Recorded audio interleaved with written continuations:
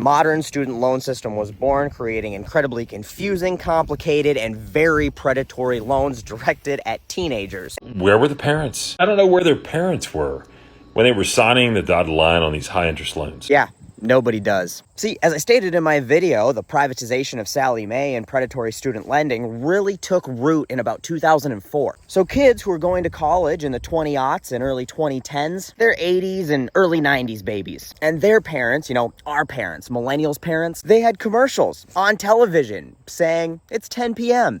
Do you know where your children are?"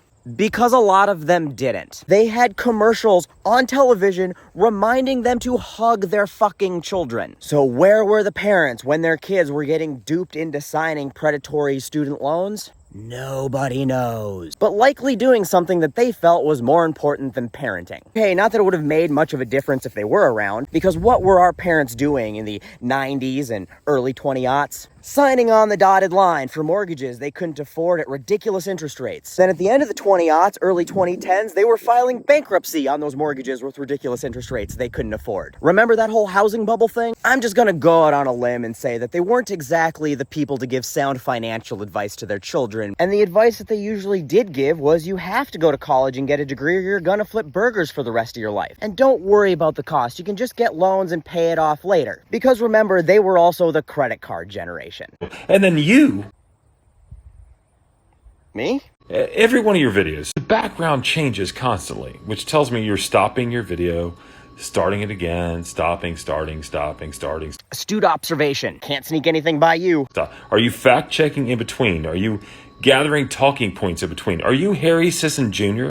I'm like a decade older than Harry Sisson. You understand what junior means, right, Junior? And I do most of my fact-checking prior to making the videos. That said, I certainly do reference those facts while making the video to make sure that when I'm giving specific information, I'm giving it as accurately as possible. Is trying to be committed to informational accuracy a problem? You know, if you go back through all my videos, the background never changes. Right now I'm in my garage, and it just stays the same. Wow, scintillating. So I say what I have to say at the beginning, it ends at the end.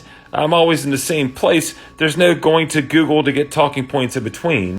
Are you being honest? So, you know, I did actually go back through and watch a few of your videos. It really is truly amazing when you can do a video in a straight take when you don't say anything. I am probably being overly generous when I say that your videos average maybe a minute. And I'd say 50% of it is you just blankly staring at the screen or going, and you know, and I wonder, and I think. I have single takes in this video that are longer than the entirety of a good portion of your videos. The video of mine that you stitched is 7 minutes and 20 seconds long, and every single second of it is content. There's really only two ways to pull that off. You can either write a script, rehearse it, and hope you get it all in one take, or film it all over again. Or if you have ADHD and ad-lib your way through shit, you can jump splice it together, like I do.